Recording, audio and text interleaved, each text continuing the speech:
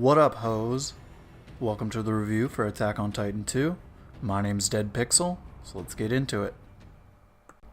Format for reviews is as follows. We're using a score-based system based on gameplay, graphics, sound, story, fun factor, replayability and depth, price per content, and character customization if applicable for the current game, and that's on a 5-point scale for each category, resulting in a 40-point total. For reference, I want everyone to know that a C is a totally good grade as far as our scale goes. We personally don't think that any game that ever existed truly deserves a perfect score.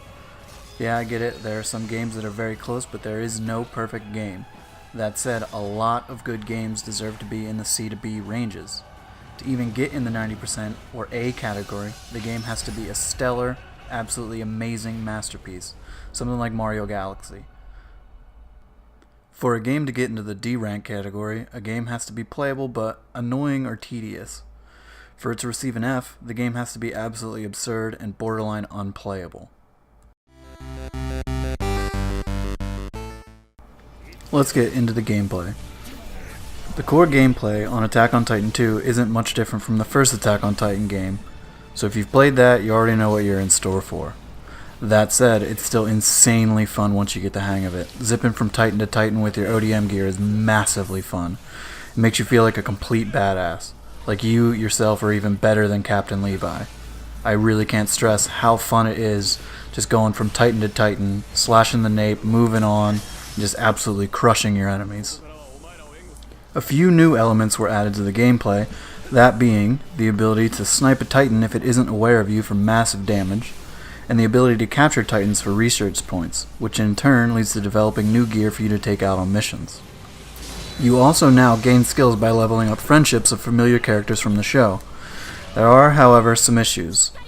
Sometimes the Titan movement and grabbing mechanics are janky as hell, creating some truly distorted Titan bodies that will really freak you out, and you'll get grabbed just completely out of nowhere. Like, the Titan will be looking in the complete opposite direction, and you'll go in for the kill. All of a sudden, the Titan will freak out and morph its body, and a fraction of a second later, you're being grabbed. Lastly, while the core gameplay is incredibly satisfying, it definitely grows stale later on as you have to repeat missions for materials to create stronger and stronger weapons and gear. You'll really get bored when you have to go into a mission to get the SS rank for rare material, which means you have to kill a certain amount of Titans.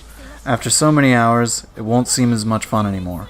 Leveling up friendships also becomes a very tedious grind later on, as there is such a large roster of characters from the show, and there are 10 levels max for each character, each requiring cutscenes and actual side missions to go out on. This might be a bonus to some, and it definitely was for me too at first, but after a while it really gets tired. All in all, the gameplay gets a 3.5 out of 5. Graphics.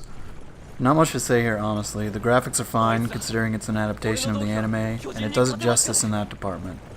That said, it's nothing really exceptional or mind-blowing. There won't ever be a moment that takes your breath away due to the graphics. However, they did a fine job. Graphics aren't the hook of this game. Being a badass Titan Slayer is. 3 out of 5. Not really much to say here either, unfortunately. The sound is just fine. The soundtrack really isn't anything amazing, but it's definitely not terrible either. It's kind of just standard fare for a video game. The sound effects, though, are great, really capturing the sound of the anime.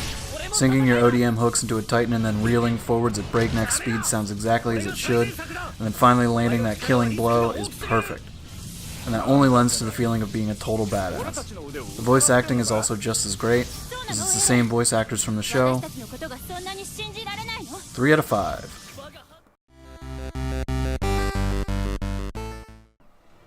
It's Attack on Titan. Come on, chances are you already know the story is good, and it's no different for the game. The game follows along the plot of the anime, so that's a massive bonus.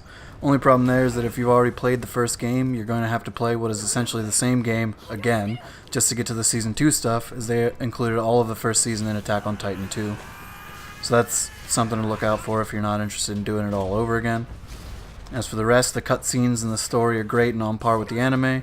There's a few minor things they left out of the game as far as story goes, but it's really not a deal breaker. 4.5 out of 5.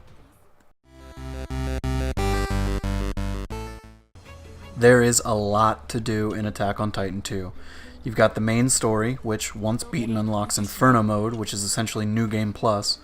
You've got another mode, yes, it's actually called Another Mode, which is more of an arcadey custom storyline, which you can take any character into, even your custom one. You've got scouting missions. Those are found in the main game, and they're massive multi-mission side excursions you can go on. You can replay old missions with a new added threat called Dire Eliminations, which are super strong titans. You've got gear development and acquisition, an added extensive relationship system in the game. There's a lot of time to spend here in Attack on Titan 2. 4 out of 5. The fun factor here in Attack on Titan 2 is insanely high. You generally feel like an absolute madman once you get the swing of how things work, once you get familiar with how your gear works, its strengths and weaknesses, and you understand Titan behavior. You'll swing from Titan to Titan without ever touching the ground, killing them all, then looking back and realizing, holy shit, I've killed all the Titans in the area and it's only been a minute into the mission. They really give you the tools in this game to feel like a master, and it's great. It's the biggest draw of this game that you'll find. As I already said though, there's some real lulls in the action. The friendship mechanic being a big one.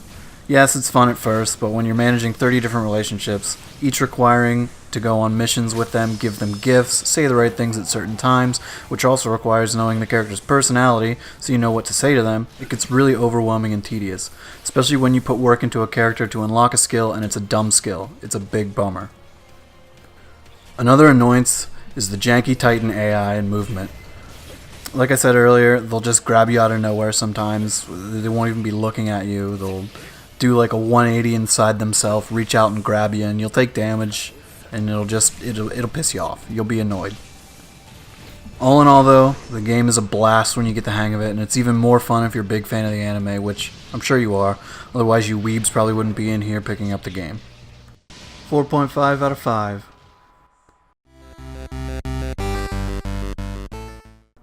Attack on Titan 2 is a $60 game with DLC coming out in the future. I did my absolute best to speed through the game for the sake of reviewing, because here at Honest Opinions we don't do reviews unless we finish the game. In this case the main story, so speeding through it took me about 25 hours to complete just normal difficulty, main storyline. I'm not even close to finishing all the other modes. The game is absolutely worth $60, even more so if you're a fan of the source material. Though there's a little negative here, a lot of the content from the story is stuff you've already played through in Attack on Titan 1, which wasn't really a problem for me personally, as the game was awesome and the core gameplay is still really, really fun. 4 out of 5.